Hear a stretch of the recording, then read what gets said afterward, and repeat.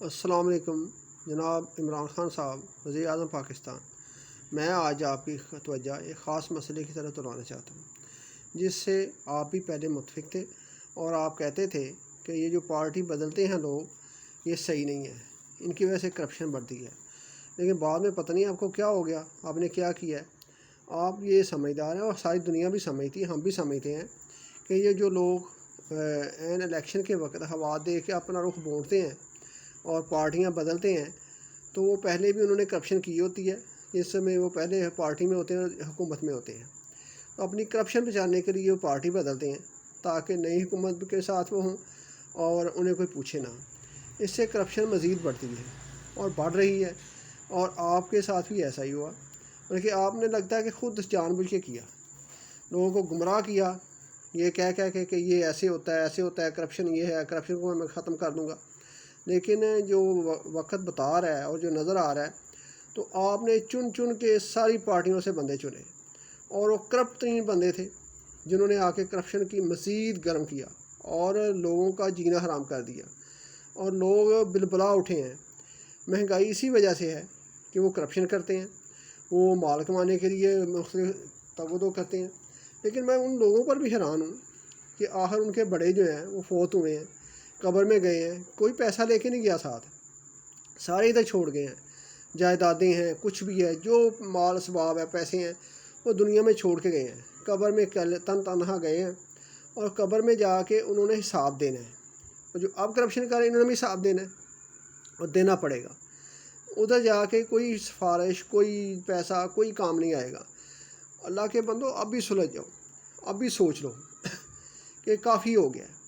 اور خان صاحب خاص طور پہ آپ کے کندھے پر تو یہ سب کا بوجھ ہے، کیونکہ آپ نے عوام کو گمراہ کیا، یہ کہہ کے میں کرپشن ختم کر دوں گا، میں یہ کر دوں گا، اور آپ نے کرپشن کو بڑھا دیا، اور ہر طرف کرپشن کا زور ہے۔ اور آپ سوچیں کہ ایک جو برائی کرتا ہے اور جو معاونت کرتا ہے وہ بھی حصے دار ہوتا ہے، تو آپ ان کی معاونت ہی کر رہے ہیں قسم کی۔ ہم تو حیران رہ گئے ہیں کہ آپ پہلے کچھ اور کہتے تھے، اب آپ نے آنکھیں بند کی ہوئی ہیں۔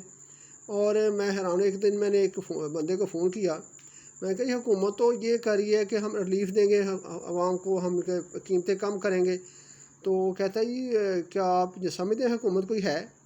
اور محسوس ایسے ہی ہو رہا ہے کہ جیسے کوئی حکومت ہے ہی نہیں۔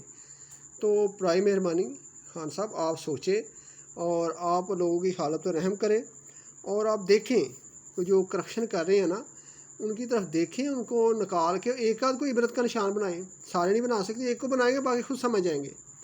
لیکن مجھے لگتا ہے کہ آپ کی یہ انٹینشن ہے ہی نہیں، آپ کی انٹینشن ہی کچھ اور ہے۔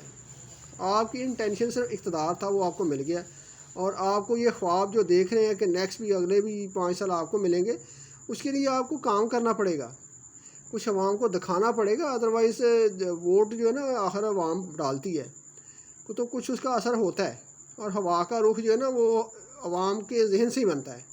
برائے مہربانی آپ سوچیں، آپ کی بہت بہت مہربانی، آپ سوچیں، ان کرپٹ لوگوں کی طرف نہ مائل ہوں، عوام کی طرف مائل ہوں، عوام کا فائدہ سوچیں، نہ کہ ان کرپٹ لوگوں کے ساتھ۔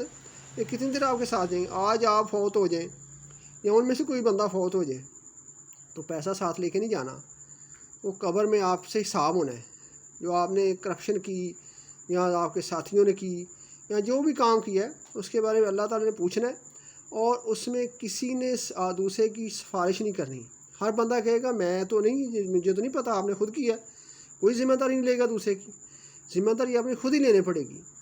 تو برائے مہربانی میری تمام لوگوں سے اپیل ہے، جو کرپشن کر رہے ہیں، لوگوں کو تنگ کر رہے ہیں، وہ خدا کا خوف کریں، کیونکہ عوام کی بلائی میں ان کا بھی فائدہ ہے، آخرت میں آخر جواب دینا پڑے گا۔ میرا خیال میں جو کہا ہے وہ آپ کو بات سمجھ آ گئی ہوگی، اور ایک دو بندے بھی یہ پڑھ لیں، یہ سوچ لیں اور یہ میری بات کو سمجھ لیں، تو میں سمجھوں گا میری بات پوری ہو گئی ہے۔ شکریہ، السلام علیکم۔